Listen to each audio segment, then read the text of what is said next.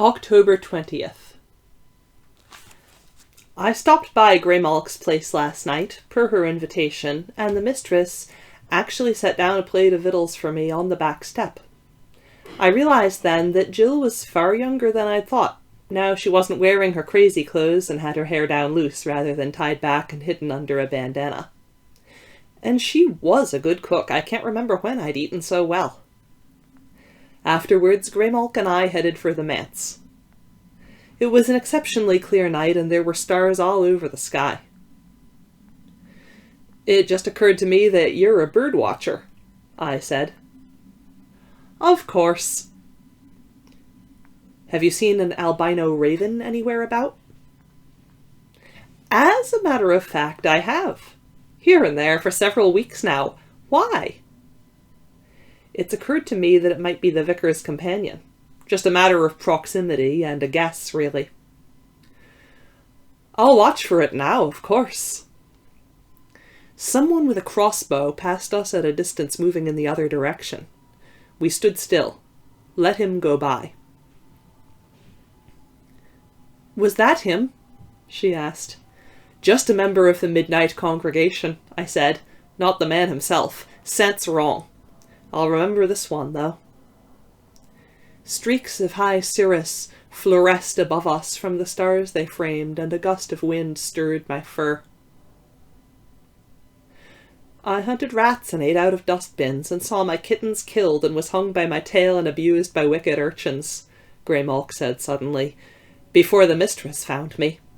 She was an orphan who'd lived on the streets. Her life had been even worse." "Sorry," I said. "I've seen some bad times myself."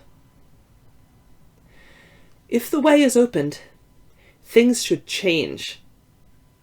"For the better?" "Maybe. On the other paw, if it isn't opened, things may change too." "For the better?" "Damned if I know, Snuff. Does anybody really care about a hungry cat except for a few friends?" "Maybe that's all anybody ever has, no matter how the big show is run." "Still..." "Yes.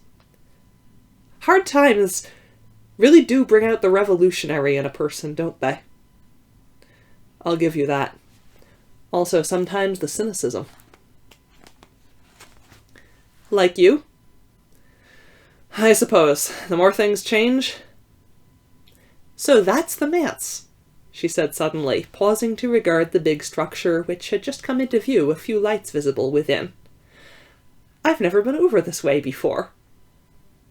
"No really unusual external features," I said, "and no, dogs about. Let's go down and look around." We did, making a circuit of the place. Peering in windows, placing the great detective. One must give him credit for dedication to a role, as he was still in skirts. In the front parlour, reading below a portrait of the Queen. His only lapse, if one might call it that, involved an occasional puff on a great calabash pipe, which he rested between times in a rack on a table to his right. His companion lingered about the kitchen, preparing some small repast. There were many darkened rooms about the place. Off of the kitchen we noted the head of a stairway leading downward. "That's where I should be coming up," she said. "When I reach the top, I'll pass through the kitchen, if he's gone by then, and explore the farther side of the house first. If he isn't, I'll go down the long hall on the near side and investigate all of its darkened chambers." "Sounds like a good plan," I said. We let ourselves down to ground level and rounded the corner to the basement window. "Good luck," I told her as she entered. I went back to the window and watched the kitchen. The man was in no hurry to leave, nibbling as he apparently waited for water to boil, taking out a willow pattern plate and bowl from a cupboard, nibbling some more, hunting out utensils from a drawer, turning up from another cupboard one of those white cups with the gold rim and gold flower inside that everybody has, taking another nibble. Finally I saw Graymalk at the head of the stair. How long she had been there, unmoving, watching, I was uncertain. When his back was turned, she slipped into the near hall. As I had no vantage on that area, I made a few circuits of the house to pass the time. Checking out our new neighbour, Snuff, came a voice from a tree to the east. It never hurts to be thorough, I replied. What about you, Nightwind? The same, but she is not a player. We're almost sure of it. Oh, you've met? Yes, she visited the masters yesterday. They feel she's harmless. Glad to know that someone is. Unlike the vicar, eh? You've been talking to Quicklime.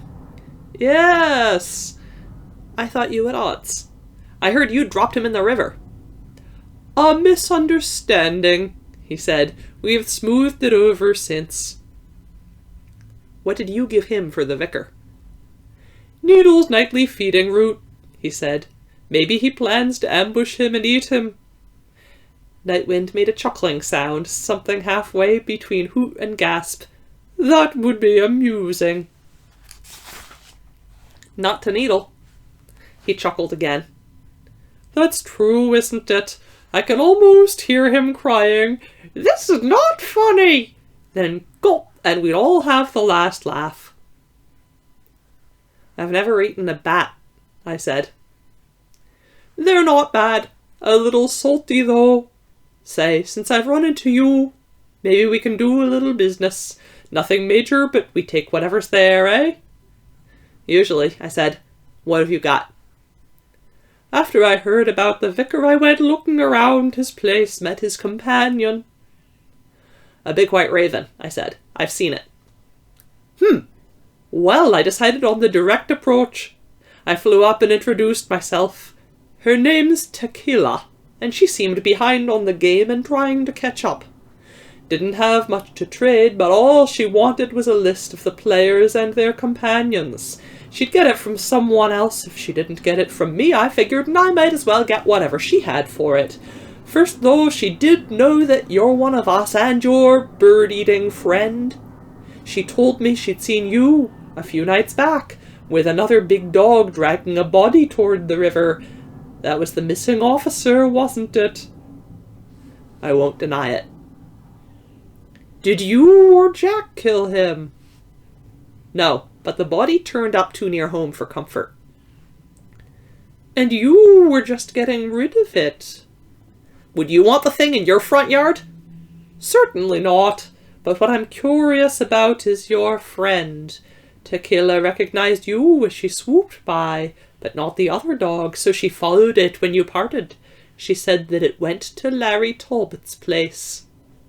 So? We've been puzzled whether or not he's a player. One argument against the assumption was that he hadn't a companion. Now, what was Tequila doing, weighing the hell out in that field that night? I asked. Presumably she was patrolling the area in general, as we all do. Presumably, I said, her master was involved in that man's death, and she went looking for the body after I'd moved it, and found it. She was keeping an eye on it to see whether whoever'd put it there would be back to do any more with it. He was silent, and he shrank a little within his feathers. Then, that's what I was going to trade you for the story on Larry's companion, he said. But do you know how he died? She did tell me that. Just then, I saw it. I'd a vision of the officer, drugged, knocked out, or tied up upon the altar as the vicar blessed an edged instrument. Ceremonial killing, I said, at one of his midnight services. It was early in the cycle for one, but that's what happened. Then he left the remains at our place for a bit of misdirection. He needed it early for the extra power because he'd gotten off to a late start. All right, I'll give you something else for Talbot. Concerning what? The good doctor. Done. I haven't heard a thing about him for a while. The dog is a stray from town. Name's Lucky. I give him some of my food when he's around, and he does favors for me. He hangs around Talbot's place too because Talbot saves scraps for him. He's too big for anyone to want to feed on a regular basis, though, which is why he hasn't a real home. You might even spot him in the woods or fields some night hunting rabbits. Oh, Nightwind said, rotating his head 90 degrees to stare at the manse. That spoils one of Morris's new theories. You're a calculator, aren't you? My quicklime was chatty. It just came out in passing, he said. If Talbot were indeed a player, and with the vicar now in the game, well, things would be moved around interestingly, wouldn't they? Yes, I admitted. So, we're both checking the place out. True, I said. I don't know that Talbot's not a player, but if he is, Lucky's not his companion. Interesting. Have you or Lucky seen any other candidates about his place? No, he seems to prefer plants to animals. Can a plant be a companion? I don't know. They're alive, but kind of limited in what they can do. I don't know, maybe. Well, this will all shake down in a few days, I'm sure, in ample time for the work to be done, and the world, should I say, redeemed or preserved. Let us say messed with either way. He closed his left eye and opened it again. And the good doctor? I prompted. Ah, yes, he replied. He was the other one Tequila knew about, but I was intrigued when she insisted that there are 3 people living out there, not 2. Oh? So I flew out to investigate during another of those nasty storms that always seem in progress in the area. And she was right. There was a big fellow lurching about the place, drunk perhaps, biggest man I've ever seen. He was only about for a little while during the height of the storm. Then he lay down on that fancy bed in the basement, and the good doctor covered him up entirely with a sheet. He didn't stir again. Strange. Buo have anything to say about this? Bah! You ought to send Graymalk after him if I don't get him first. Rats aren't as salty as bats. Tougher, though. He is worthless for information. Won't trade for anything. Either he's stupid, ignorant, or just close-mouthed. I don't think he's stupid. Then I'm not sure he knows where his best interests lie.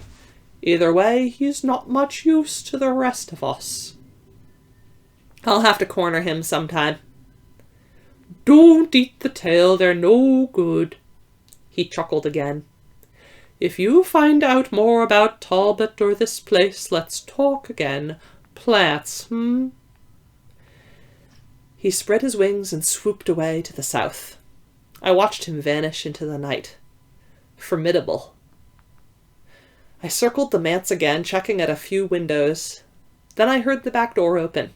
I was near the front at the time, and I rushed around, concealing myself behind a tree.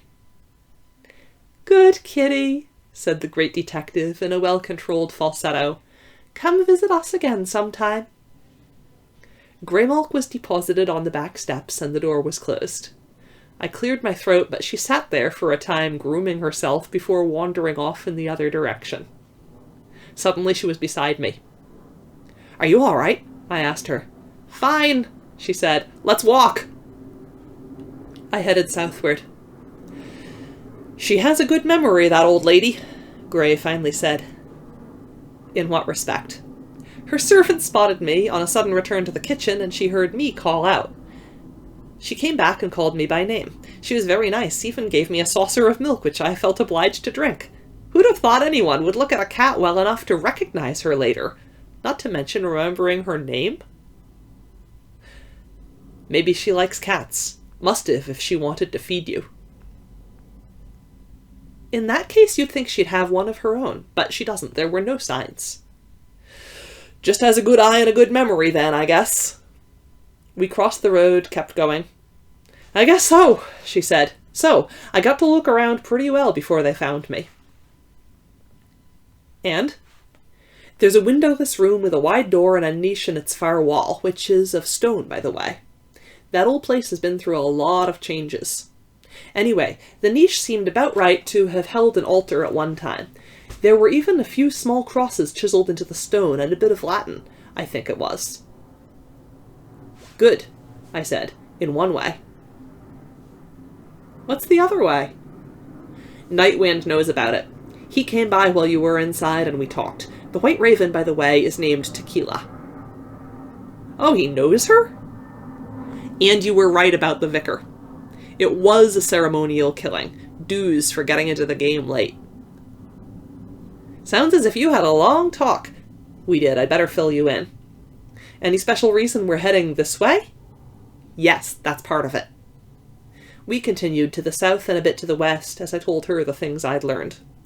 The air grew moist as we went, and the sky dark as a blot in that particular area around which heaven's artillery flickered and boomed. So, you want to peer in the good doctor's windows again? In a word, yes.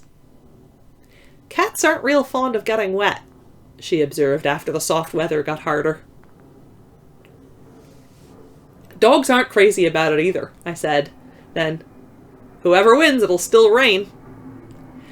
She made the closest sound I'd ever heard her manage to a laugh, a little rhythmic musical thing.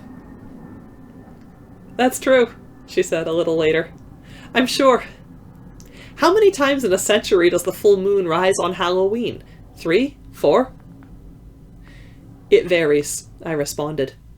It's more interesting to ask, on how many of those occasions do the appropriate people assemble to try for an opening or hold for a closing? I couldn't guess. This is your first, of course. No, I said, and I did not elaborate, knowing what I had just given away.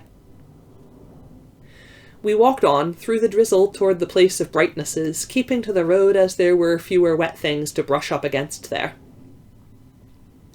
As we drew nearer, I saw that the front door of the farmhouse stood open, light spilling out through its rectangle, and someone was moving upon the roadway, headed toward us.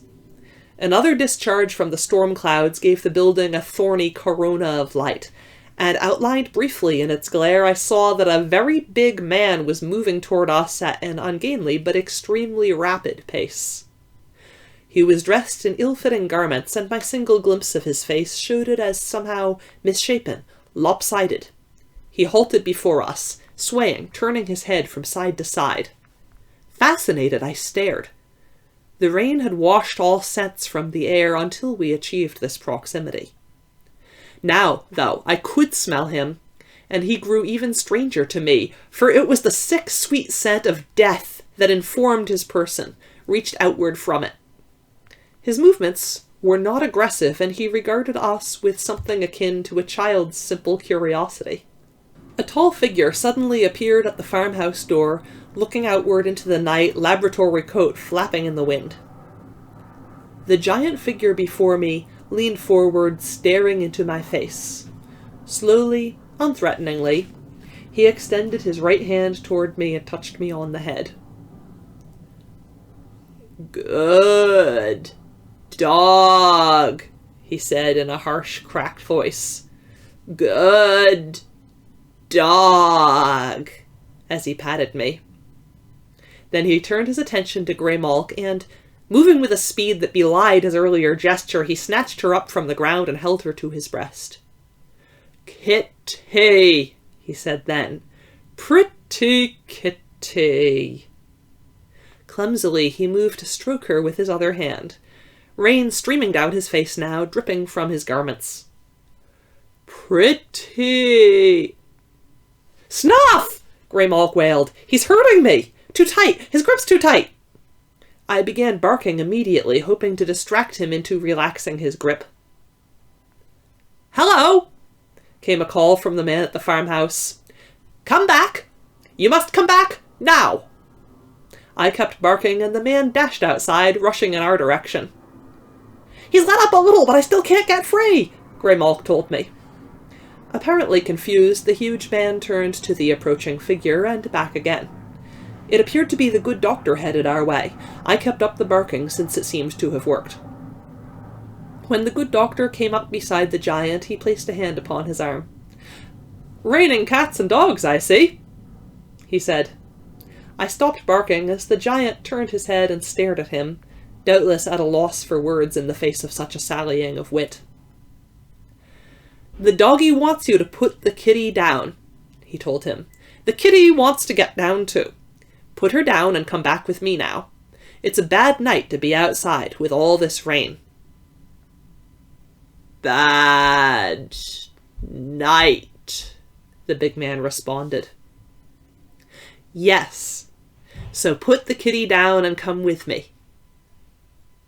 Bad rain, rejoined the other. Indeed. Cat, down, now. Come, now, with me. Cat, kitty, down, said the big fellow, and he leaned forward and deposited Graymalk gently on the road. His eyes met mine as he rose, and he added, Good dog. I'm sure, the good doctor said, taking hold of his arm with both hands now and turning him back toward the farmhouse. Let's get out of here, Graymalk said, and we did.